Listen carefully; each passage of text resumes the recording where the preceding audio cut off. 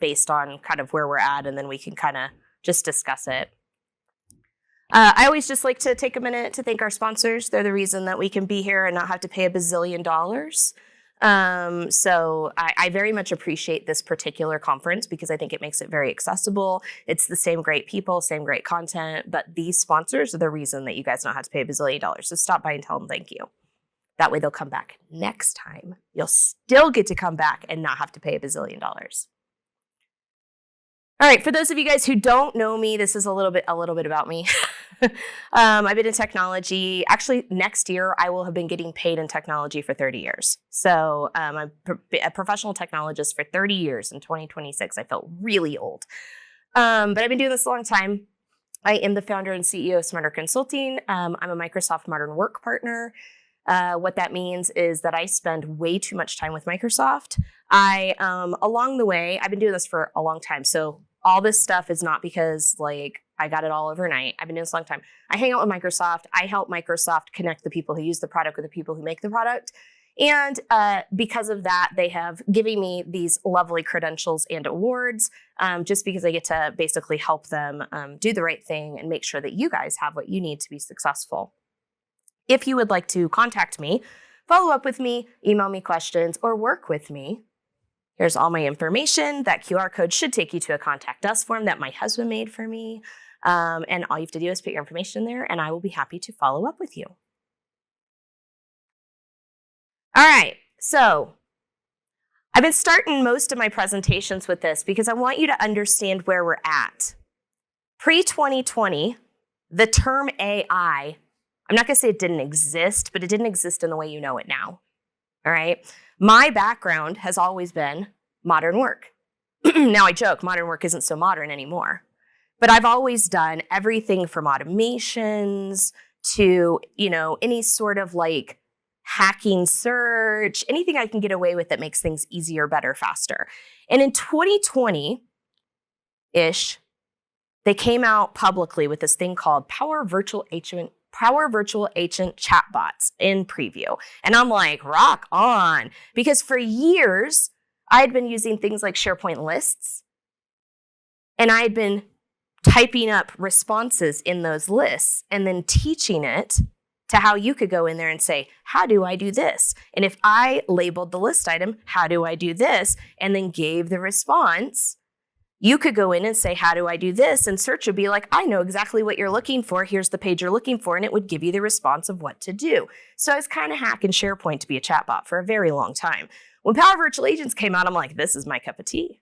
I'm already doing it. So I got in on the preview and I started playing with it. And here's what it looked like. It was very logic-based. You had to literally type in what the question was and what the answer was. So basically, I had to be able to read your minds. I had to think, okay, I know what they're going to say and how they're going to say it, and I know what they're going to want with that response. And so I had to define, if the user says hello, I want the chatbot to respond with, good morning, how can I help? And then I had to know what the next step was going to be.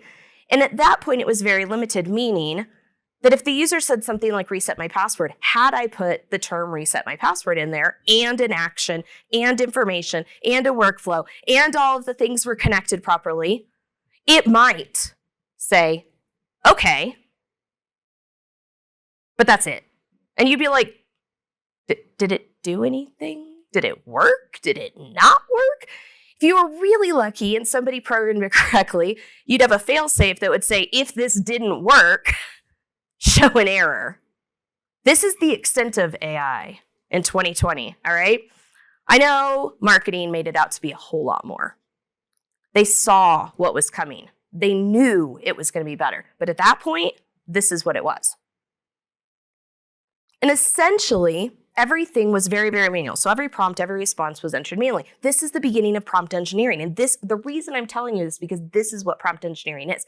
The idea of I am telling the system to do something. I'm asking it something. I'm prompting it for something no different than I would prompt an assistant, or I would prompt one of my kids. Hey, can you go take out the trash? Yes. Sometimes you get an error. Right? Most of the time you get an error, yeah. There was a very, very limited amount of integration via Power Automate because Microsoft's like, we own Power Automate. We could totally tie this in. And you're like, yeah, okay. It kind of worked. And then there were some custom APIs you could do, but it was very, very limited. Guys, this was 5 years ago. All right. First of all, it kind of seems like forever. And second of all, it's like 5 years. Really? That's it? Okay. So this is what it looked like in 2020. We get to 2024, and I'm teaching everybody how to use Power Virtual Agents for years. And then they come out with this thing called Copilot. And in 2024, I started talking, it was end of 2023, early 2024, I started talking about what is a Copilot and how does Copilot work? Because we're at the beginning of, something's banging somewhere, sorry. Yeah, hi, good morning. So we get to 2024, we're talking about Copilots. We enter this brand new era, the beginning of what we call generative AI. And everybody goes, woohoo, this is cool. I no longer have to manually tell it what to say and what to think and what the response is going to be. And then it's probably going to fail half the time anyways.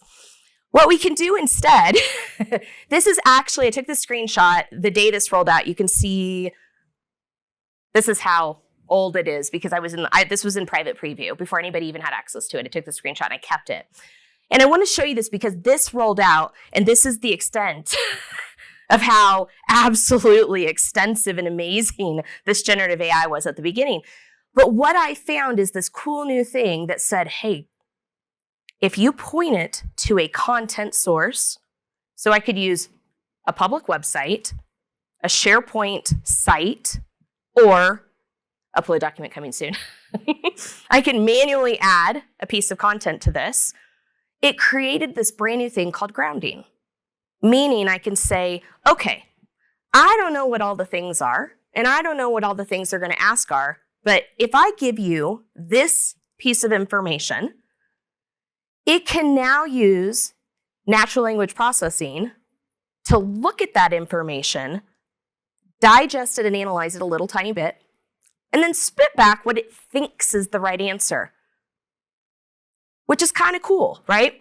And so what we could do now is I made this Learn buddy that could go to learn.microsoft.com because Learn is curated fantastic for something like this. Because at that time, you could do a public website. The public website, there was a whole lot of caveats about what it could get out of the website. But Learn is curated very, very well because it's all text-based. It's very easy, it's very organized, it's architected well, it's very flat. So it was a really good source for me to use for this.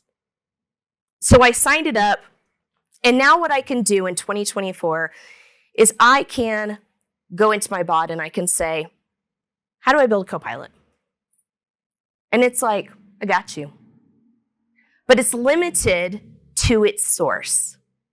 It's limited to its content. So I have to know as the user, it has to be a question that has something to do with the source that I'm grounding it on. Otherwise, it's like, I don't know what you're talking about. If I ask it a question about something that it knows something about, it's going to be like, okay, it's going to take its best guess. It's going to give me some information, and it's going to give me some feedback, right? So we get to this prompt that's more question and answer. Can you answer this? How do I do this? Can you give me this information?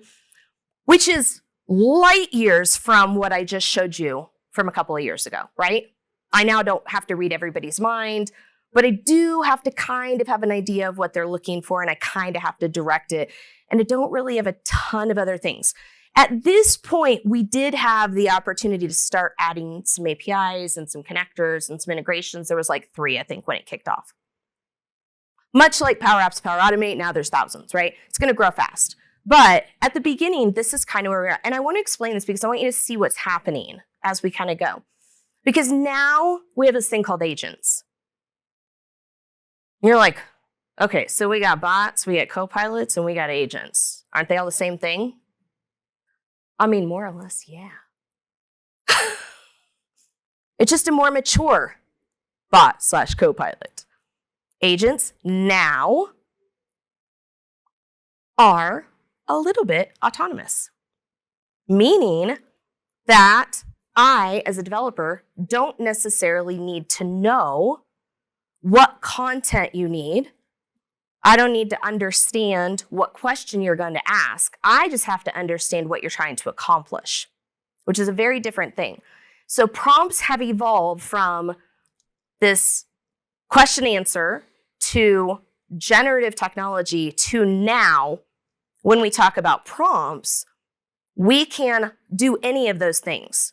We're not saying this is the only option. We still have the other options. We can ask questions. We can point it to content. Now we can have this task-oriented entity that can kind of do its own thing. So we can say an example like, hey, can you onboard John Smith for me, please? It already understands what onboard means, where to go to find the process, how to do it. And if you're set up properly, you might even know who John Smith is and how to connect all the dots. And the response becomes much more automated. It understands that somebody's asking it to do something. It understands what to do. It understands how to respond. And it understands how to point you to a deliverable. I wanted to take you through this little brief history before we start, because I want you to understand that prompt engineering is not just about typing in, I want an image of a girl in a blue hoodie with a cat next to her. That's prompt engineering is so much more than just typing in directions. It's understanding you are talking to the system. You are talking to the application. You are talking to a computer. You are having a conversation with an autonomous piece of machinery, which, like, I know you guys are like, okay, like, I'll go read another sci-fi novel, Sharon. It's real. It's super cool. I've lived in the future my whole life. This is my time. I'm excited. All right. So we're going to talk a little bit about the clarity of prompts, what that means, how you can craft effective prompts, talk a little bit about Copilot. I'll give you a few demos. I'll show you some good resources that you guys have, and then just give you some tips and tricks and answer questions. All right. And I say this because, like I said, I've been doing this presentation for a while, and like every single day it changes and everybody's got different questions. So I think that's going to be totally fine. And if you have questions in the meantime, pop your hand up, let me know. Happy to stop and answer it.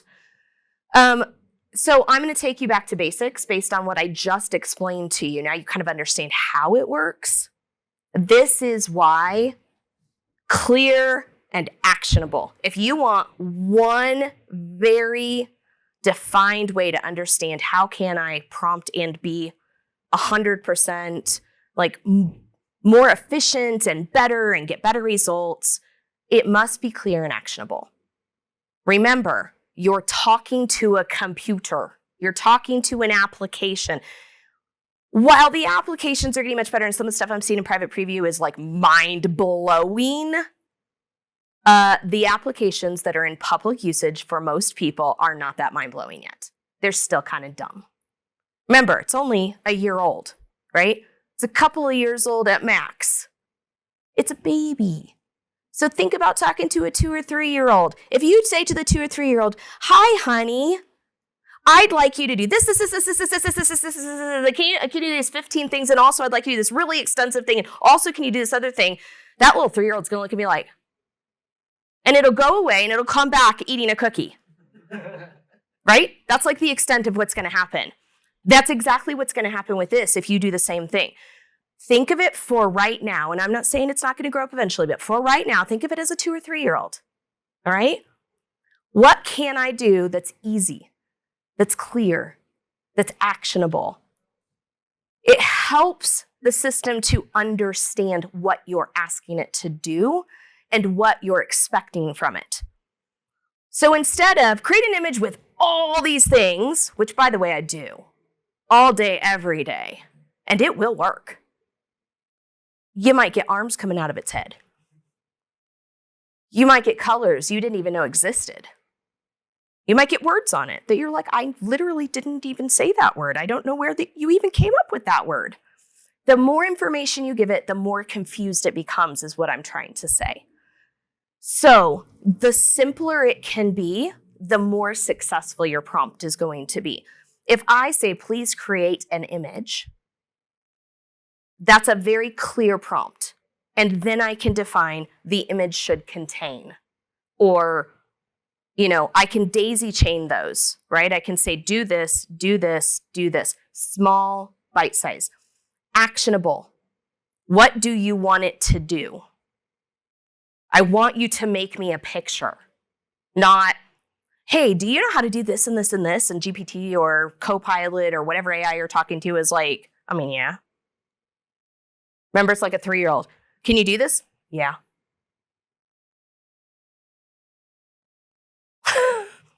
Right? Like there's no comprehensions there. You have to say, okay, I need you to go to that door and I need you to grab that thing and I need you to bring it back to me and I'm going to wait right here for you to do it. And it goes, okay. And it goes over there and it picks it up. Most of the time it makes it all the way back and it's like, here's the thing. Is this what you wanted? Right? And like a 3-year-old, sometimes it picks up the right thing and sometimes it doesn't. And then you're like, that was a great try. How about you did go to the right place. You did get the ball, but can you get the red one instead of the blue one? And it's like, gotcha. And it'll go back. And it'll get the blue one. It'll come back. You have to think about it that way, right? You have to be very, very clear, very, very actionable. And the more understandable it is, meaning don't use a bunch of words and a bunch of complex jargon and information and acronyms. And like we think this way. We're very complex, especially developers. I talk to developers and engineers all day. And they're like, well, I gave it this very complex statement and it was unable to do it. I'm like, well, yeah, it's not that bright. You're way smarter than it is. So make sure it's very understandable. I think, and I know you guys are like, really? This is what I'm listening to? I promise you. Break it down, bring it down to simple, and you'll be successful. So I'll show you some demos, but here, this. Now, come back and talk to me in a couple of years and this whole conversation is going to change. But for today, also, I want to bring up, I'm talking about Copilot, not ChatGPT. We can have a whole different conversation about ChatGPT, but this topic today is Copilot. And when it comes to Copilot for right now, these are the rules. And if you follow these rules, I feel like you will be successful. I have been successful at following these rules. Define the objective of the prompt. What do you want to accomplish? One thing. For right now, one thing. I want it to create me a Word doc that does this. I want an image that has these characteristics. I want a PowerPoint template about this topic. One goal. Yes. But I remember hearing at one point that Copilot was the ChatGPT 4.0 model. Why is it different? It's a great question.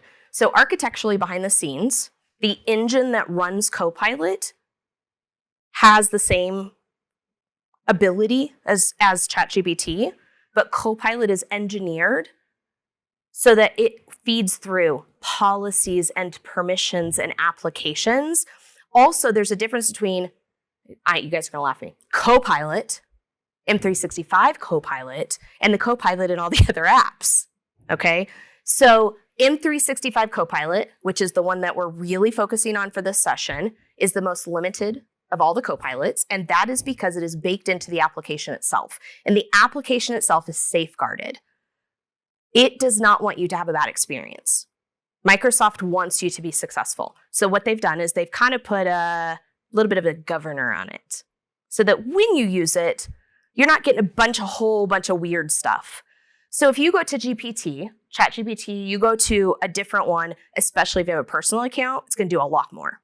It's also going to hallucinate a lot more, right? You get good and bad.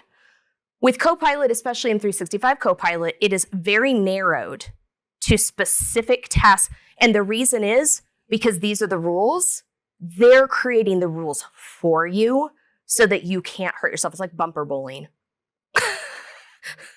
And as it grows, as Copilot grows, as the tool grows, as we learn more, as you build your semantic index in your tenant, it will get better. Just like, I don't know if you guys remember when M365 and Microsoft Search first rolled out, all my clients, Sharon, Search sucks, it does not work.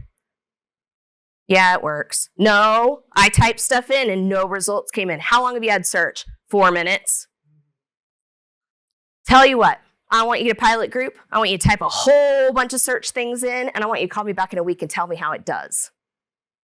And in a week, how's it doing? Oh my God, it's so much better. Well, because there's a thing called a semantic index, and Copilot lives by a similar thing called a semantic index. So the more you use it, the more you learn it, the more it grows, the better it's going to get. So here's the keys to prompting within Copilot, but just remember, Copilot is defining those boundaries for you. So that's why it feels like you're like, why can't I do anything in here? Because it's guiding you. It's like, you don't want any of this other stuff. It's not going to work anyways. Do this.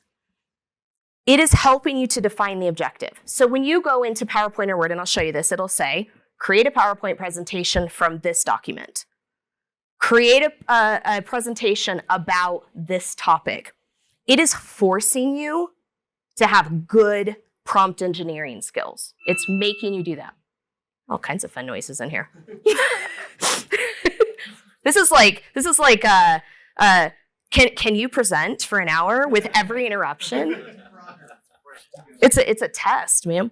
And yes, it can. Be specific and concise. Once again, you're going to go and you're going to see prompts. I have OneNotes full of prompts that are this long because I do all kinds of fun stuff in GPT. Then you're going to go into Copilot and you'll be like, it lets me type 4 words. Yeah, because it needs it to be concise. It needs it to be the smallest number of words possible to be successful. So when you go into M365 Copilot and it's like, create a presentation about this topic, you're like, I don't get to tell it anything else. No. Because when you do that, it gets confused. It's like, this is all I can handle. So be very specific, very concise. Use the absolute least number of words that you need to use to accomplish the goal that you're trying to set. Ask for one action at a time. One thing at a time. In fact, what's really funny to me is Copilot has this nailed. Copilot's like, do this. Okay, what do you think? I like it. Add this. Okay, what do you think? I like it. Change this.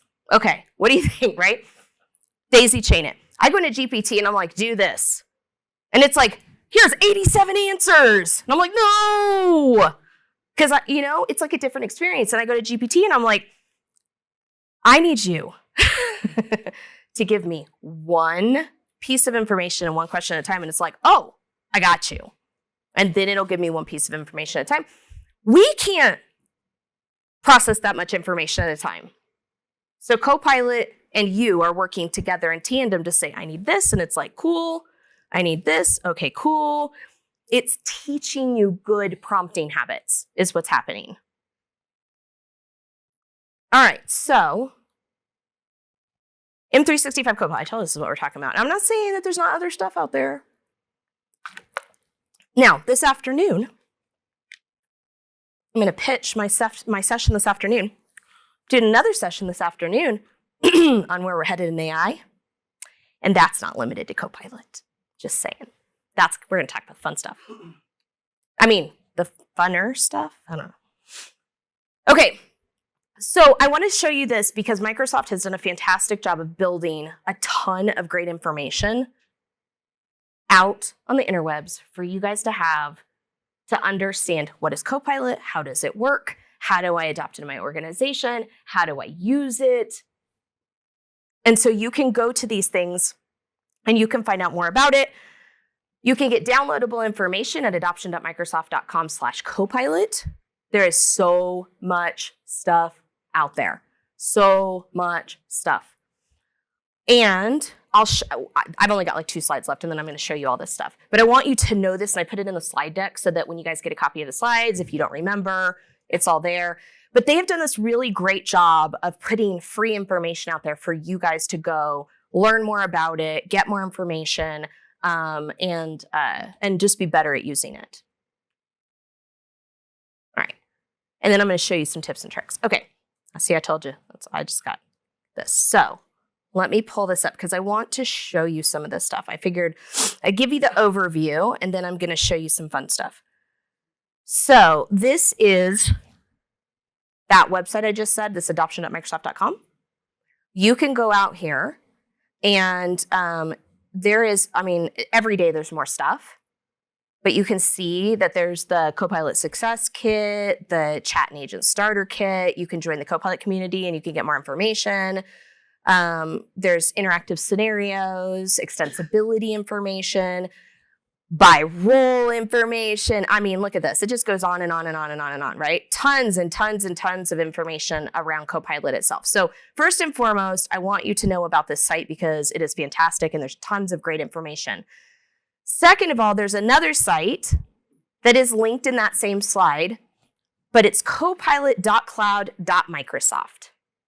And copilot.cloud.microsoft is where you can go to learn more about it with little videos, learn more about a prompt, see how Copilot works and everything. And this, my friends, is a prompt library. So if you're like, I'm not entirely sure what to say to Copilot, because here's my husband. When we first started with SharePoint, when he first started with SharePoint, I'm like, you should come work in SharePoint. He's like, what the heck is SharePoint? And I'm like, it's super cool. Let me make a list. And he goes, but what do I put in it? I'm like, anything you want. He goes, but how do I know what I want? I'm like, I don't know. So then Copilot comes out and I'm like, check out Copilot. It's super cool. And he's like, what do we do with it? Whatever you want. He's like, well, how do I know what I want? Okay, so Microsoft put this prompt gallery together to tell you what you want. Because remember, back to the old chatbots, I have to know what you want. So they're giving you some starter stuff. And what's really cool is you can go in here and you can see these prompts by application. You can see these prompts down here and it'll give you a whole list of them. And if you log in, it will save them in context to your M365 applications. Meaning that when you go do them, if you favorited them, you will actually be able to see them inside of your applications. So it's a lot of great information for looking at prompts and saying, okay, here's things that I can do. And then the way to save it is see this little ribbon right here? All you have to do is click on this little ribbon. And if you are logged in, there you go. If you're logged in, it's going to log me in. Then it will save it. There we go. It will save it to your profile's prompt gallery. Okay? I love this. I love that they're giving this to us. I love that they're giving us ideas. You're like, I don't even know what I can do. I'm not going to tell you all the prompts because they've already put a bunch of them here. And what's really nice, like I said, is that they're in context to the right applications. So this is draft an email, and you can see down here that there's a little Outlook symbol. So you know which applications you can use which prompts in for now. And then there's this view all prompts that'll take you to the prompt gallery. So if you guys want to play, look at this nonsense. Like just all kinds of ideas. All right. So if I'm going to leave you with one like super hot tip and trick, it's copilot.cloud.microsoft. And then sign in and then bookmark the ones that you think you're going to like, because then when you open them up, they'll be in your prompt library. Anything special we have it looking for our email or Microsoft email or Outlook? If you have M365 Copilot, it'll just automatically be there. Mm-hmm. Yep. And Outlook's the one that I can show you how to create a message, but I don't show everything else because I literally haven't set up a demo for that one. I've got a couple of videos that I can send you though, that I've taken. If you ask me, I can send you. And if you guys go to YouTube and just search for search for Microsoft Copilot and Outlook, they've got videos out there where they're showing you how they work. So if you want to see it in action, you're like, wait, how does this work again? Microsoft has YouTube videos out there for each application where they can show you what it looks like. But I want to kind of give you, so my favorite, I use this all day, every day. I present constantly. I'm always sending a deck to somebody for some reason. And I'm teaching Copilot constantly. And I would say, in my opinion, this is the most fun one. This is the neatest one. And it's the one that I really like to demo the most. So how many of you guys make PowerPoint presentations at least once in a while? Yeah? How many hate making PowerPoint presentations even once in a while? All right. So we're going to have a little bit of magic. Because I love doing this. I just love it. Okay, so I'm going to open up Copilot, and we're going to hope that our internet's doing okay so far. So first of all, unlike something like a ChatGPT, which is like, just tell me what you want, and I'm literally going to give you no rules or boundaries or idea. It's free. Everything's free here. In Copilot, it's like, all right, simmer down. Let me tell you what you can do. So it seems simple, but it's guiding you down the right path. It's like, okay, hey, Sharon, here's some things that you could do to get you started that I'm pretty sure you're probably going to want to do. All right, cool. Thanks a bunch. So you can create a presentation from a file. And what this acts like, here's my tip. So I'm going to give you some tips and tricks with this. You know how in Outlook, you open up an email and then you go to click the attach. And if you haven't opened that Word doc in the last 2 days, there is no way on God's green earth you're ever going to find that Word doc in the attach option. But if you open the Word doc, you let it sit there for 30 seconds, you close it, you wait another couple minutes, then you open Outlook, then you open the thing, you click on the attach, there it is, right at the top. I don't know if you guys know this, that's my tip for you. We do it, right? All the time. This is the exact same thing. Okay, so when we click Create Presentation from File, it's going to pull open the things that you've had open recently. And if you don't see it there, there's really no other good way to find it. Because notice there's not a browse option yet. So all you have to do, because you're like, why isn't my Word doc right here where I can find it? Open the Word doc. You don't even have to do anything. Maybe save it, close it, give it a couple minutes. And then click it again. And just like the attach in email, it's going to pop right up. Works every time for me. All right, so if you know that, it'll work exactly the same. So we can do it from a file. We can do it about something. It'll tell me how it can help me. And now I've got this extract text from image, which is a new feature. I'll pop an image in here and I'll pull the text out of it. It's kind of neat. But this is the fun one that I like to do. So we're going to create a presentation because I really want to show you the power of what you can do. So I want you guys, this is going to be like Whose Line? All right, what are we going to create a presentation about? Give me some weird topic that I could literally know nothing about and probably have nothing on my computer.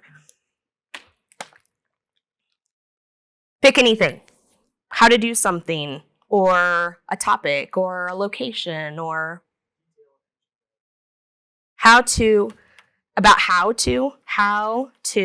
detail an engine bay. If I can type. Also, here's another thing.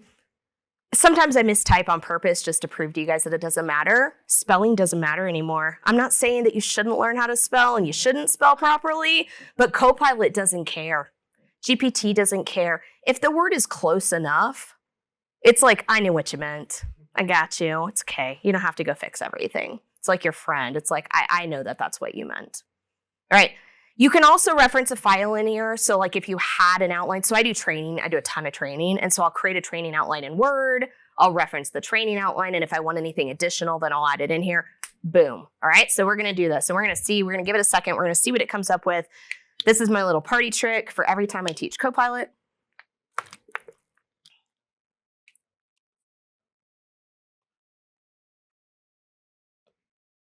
All right. In what? We're at 5-10 seconds. I now have an entire outline. And it's like, what do you think? Do you want to change anything? Add anything? I'm like, that looks good to me. Build me some slides, baby. I don't got time. I don't got all day. Wait around for a PowerPoint presentation. Make me some slides. I'll give it a couple of seconds. Takes a few more minutes because it's got to build images. So I turn around and I work on something else. Maybe go get a snacky snack. take a break because, we don't get any breaks anymore because we're all working remote. So we go back to back to back to back to back to back. I legitimately, this is my world right now. I use all the AI for all the things. And people are like, do you really think that it's worth the $30 a month? I'm going to make you one PowerPoint presentation and you guys are going to run. You're like, I just made $30 watching this. Almost there. Look at this. Dunk, dunk, dunk, dunk, dunk, dunk, dunk. That was about 52 seconds. I was doing one Mississippi in my head. Yeah. Now let's look. Let's see how it did. I don't know anything about detailing an engine bay. Not one little tiny bit. Never done it in my life. But it's going to walk us through step by step with images to make sure that we've done exactly the right thing. And even better than assistant, I've had a ton of assistants over the years. It knows how to use PowerPoint. Look at this. It creates groups. It creates header slides. It formats it properly. It applies a theme to it. It literally gives you everything you need to be successful in this presentation through the entire thing. And maybe I'm like, PowerPoint, I don't really love this image. So then a lot of times what I will do is I'll just go in here, and you can take Designer out of my cold dead hands, by the way. Then I will go through and I'll be like, I don't really love how this looks. Maybe I want to make it look a little bit different. Maybe I want a different image, and I can just right click and I can change my picture if I want something different. But that legitimately just did 80% of the work for me. Yes. I got the notes. That's the other thing. Yep. It provides you speaker notes. Oh my. Now, to me, everything. That is Yeah, I love that it gives me notes. Mm-hmm. And then you can, now, like with anything that's AI created, don't make it and then be like, I'm not even going to look at it because it's fine. Otherwise, you might be talking about some stuff that you're like, wait, why does it say that? Always review it. Always review it. Always make sure. So I go through it. What I'll do is I'll do this. I'll create it. I'll go through it. I'll check the images. I'll check the notes. I'll tweak the bullet points. Sometimes the wording, it's a little weird. I don't know why it puts everything in this weird tense. Polishing, enhancing. It always has kind of this weird tense to it. And so sometimes I'll go through and I'll change the grammar a little bit. But at the end of the day, guys, come on.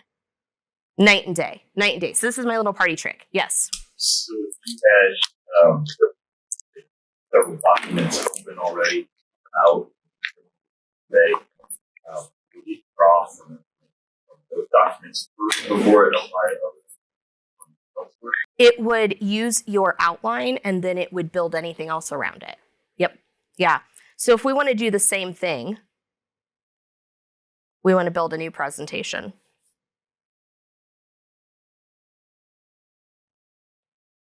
Dun, dun, dun, dun, dun. We are patient with the internet.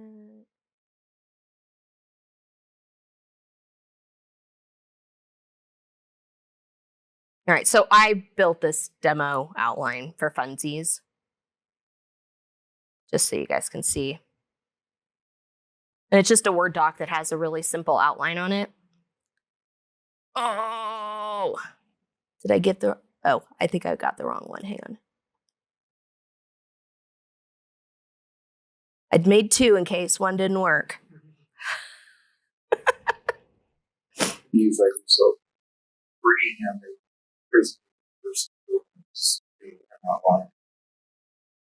I don't freehand anything anymore if I don't have to.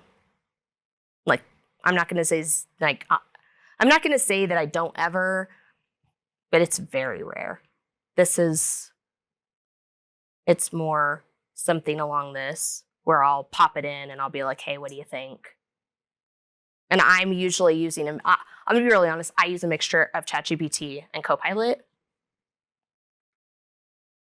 So I made this last night. I literally went into Word and I said, and I didn't want to do this in front of you guys because sometimes it takes a minute and I'll sit and it's been kind of weird. So I was like, So all I did is I went into Word and I just said, make me an outline about things to do in Denver, Colorado. And so that it would sit and bake and be ready for you guys. And so this is what pulling it from a Word doc looks like versus just creating a presentation from scratch. So it pops in the images. And then here, let me show you. I want to show you the Word doc that I based this on.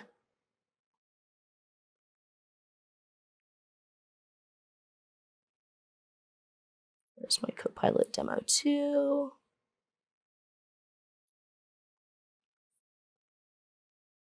So this is the original Word doc that I just said, hey, write me an outline.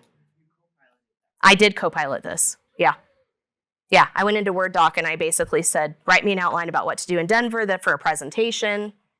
It's like, here you go. And then I pulled that into PowerPoint. And it added the images, pulled out the bullet points, and then added the notes. Yes. And take this even like a step further, right? So you had wanted to pull out a people, right? You could say, hey, give me a section on leave of absence, and it will create, it'll scour that handbook if it's long, grab that section, and preview within minutes. Yeah, I use it all the time. I will Copilot Word, and then I will vision, like I like to say. I'll make it so that it's specific to what it is. I'll do the generic part, but then they go in and make it. And then do it again. So it's like the PowerPoints are only as good as what you're feeding the sheet, right? And I love Word for that, and they'll pull in unknown edit to your so think of it as a repository of stuff. If it's messy or bad or whatever, you want to make sure you have good documents. That's the deeper dealing with anything. Like good materials, get to the upright commissions. And part of the reason I want to show you this is because a lot of people think that their prompts have to be very complex, very in-depth, very comprehensive. And I am telling you, for Copilot, not only do they not need to be that way, you should not do that. Be very simple, work with what you have, and then daisy chain those things together. So create an outline in Word, pull it into PowerPoint, like Heather said, edit it, tweak it, clean it up the way that you want. There is no need for you to put all that extra energy or complexity into it because it's not going to get you any more. Will it get you a super complex image in something? Yes. Most of my complex prompts are around imagery, not around documents and PowerPoints and emails, right? These are more simple. But back to, so one more time. So we're in Word, right? So I want to show you how this concise action item, this works. It doesn't matter how you use it. So we just did create a presentation about this topic, right? So there's some ways I can start. If I click my Copilot panel over here, it's going to give me usually a little bit more options. So you can either work within the document or you can go over here and it'll tell you some more options that it has. But in this case, I want to create maybe a handbook or a policy or a guide, right? As an HR person, I can literally say, and I'm very nice to my AI because eventually when the AI overlords come, I want them to remember me, that I was nice to them. Can you please create a security policy for my company, ABC Holdings?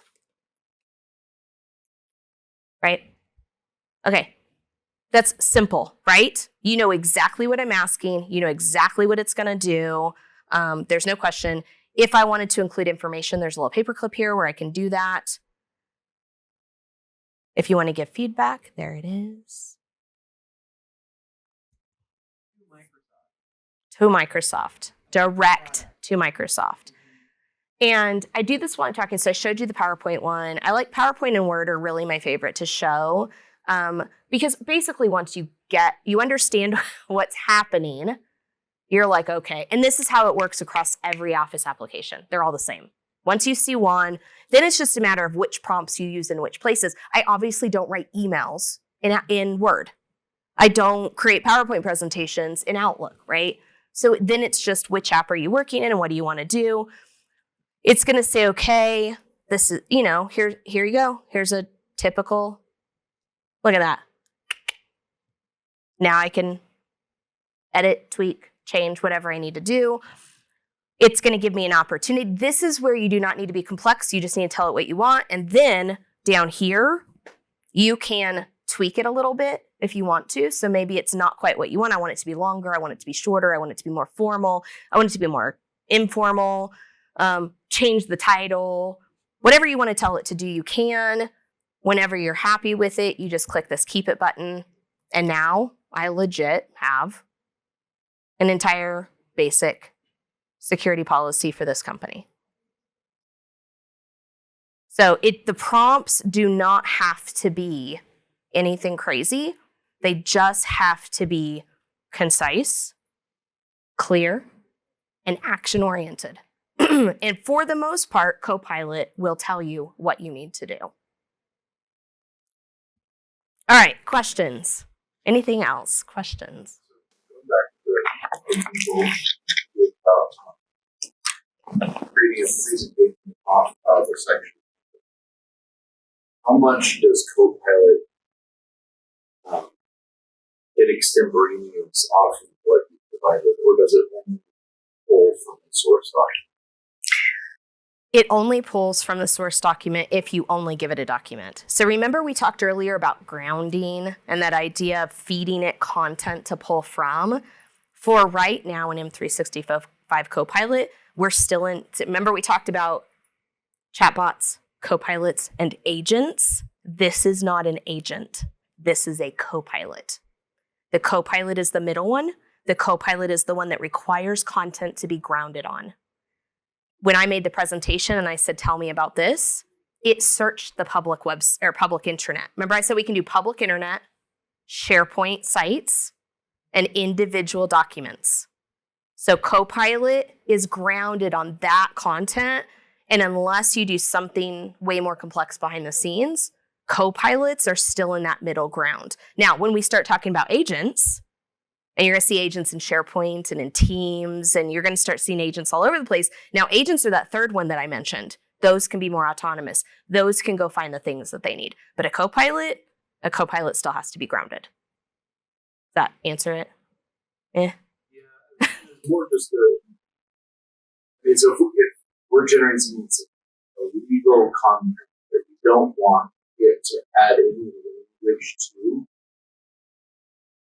we want to generate a presentation from that exact wording, would it only do that phrase? Or would it say? So that is an excellent question. Here's what my experience has been. If I use a template that has data fields that are very well defined, what is supposed to go in that field, it does a pretty decent job if I tell it what is supposed to go in those fields for that template. However, if I say, take this document and make me a new one for this company with this stuff. So maybe I'm writing an estimate or a proposal. It kind of figures it out a little bit, but a lot of times, sometimes it doesn't know to change things, or sometimes it'll change things it shouldn't have changed. So this is where it's going to force us back to governance and proper templates and proper management of the way that we give it that data. So if it is a true template and it's truly defined as a template with the right ways, I find that I have pretty good success. But if you're literally just being like, hey, use this document as a guide, it's a little bit of a crapshoot. That's the honest answer. Now, eventually, when we start talking about agents, you ground it on a SharePoint library with all your templates in it, and you're like, create me something based on that template library. For the most part, does a really nice job. It knows what it's doing. like companies Google with their licensing is the cost of the site. Unlicensed version can provide versus. Yes. So the unlicensed version of Copilot, what I'm assuming you're talking about is Bing Chat. Right? Well, I have a Copilot app, but I'm not a license. I mean, Heather might be able to extend a little more, but I'm going to tell you my answer. The unlicensed version of Copilot is a really fancy version of search. That's my opinion. You can do, so essentially it's a really nice search tool. It's got a few little things you can do, but really it's a really nice search tool. And you can use Designer for image generation, but for the most part, you have to have a personal login for that. What we're showing here, that's licensed.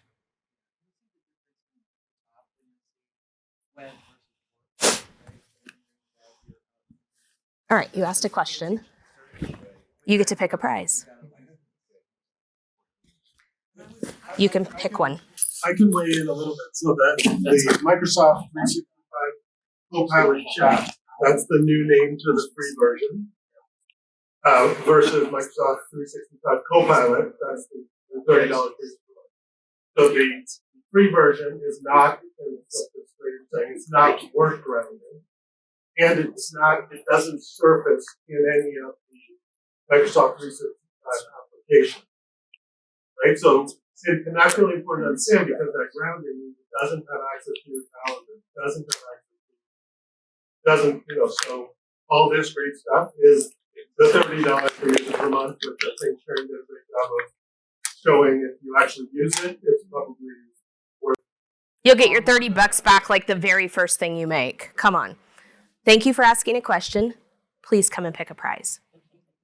Does anybody else have a question? I have 2 more prizes left.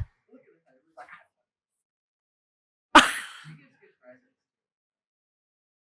don't have any questions, but we can add more to this if you guys want it. We're both Microsoft. Yeah. I've been using this for 18 months now, right? So, Dave, you asked a couple questions. Come pick a prize. For licensing, you have a Microsoft side, have Pro or whatever, how you react to this. Yeah, if we need that.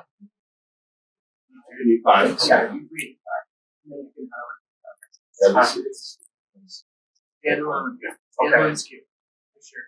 Yes. One thing you might want to show the Copilot chat, show the prompting coach. That might be a Yeah, I can't show that. I do have it, but I also have I have not prepared to be able to show that.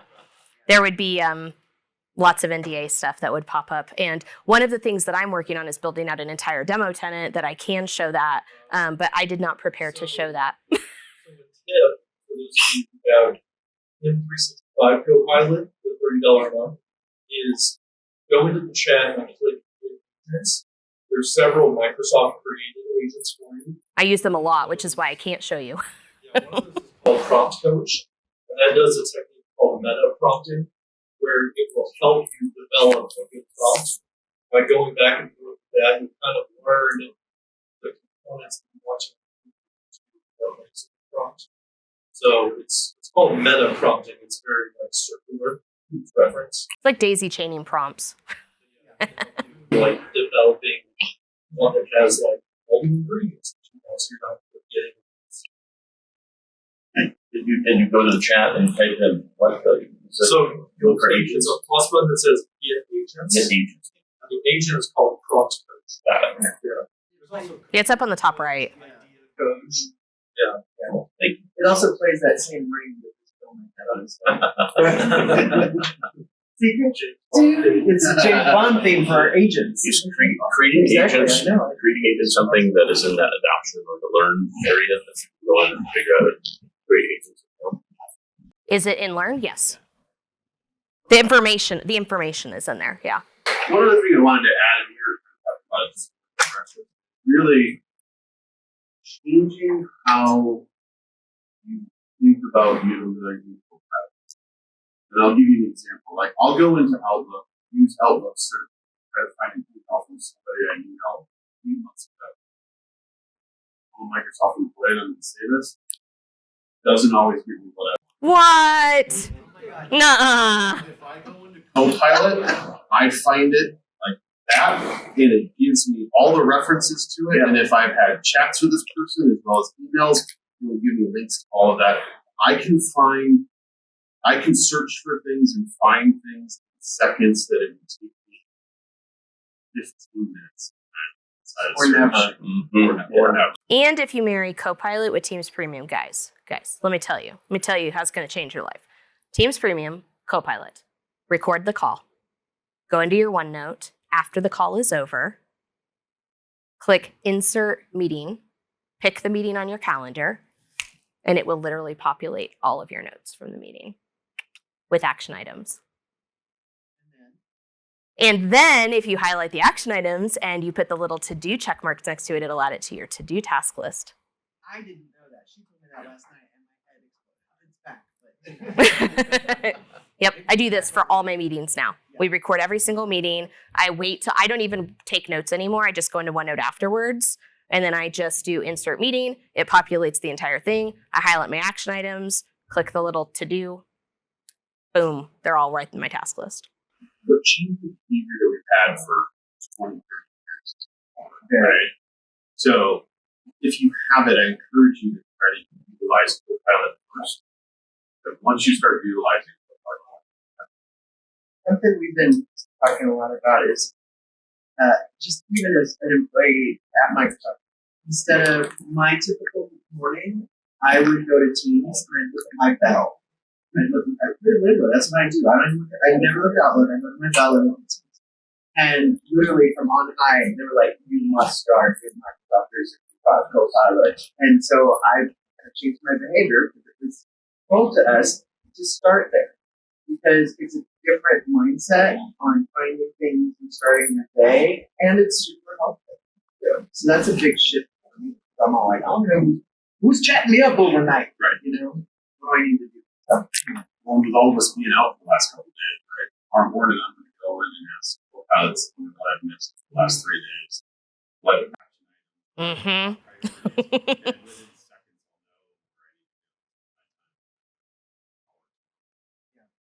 So I know we're at time. I'll be around. I do have another session this afternoon. We're just going to talk about AI in general. But you guys have a fantastic day, and thank you for coming.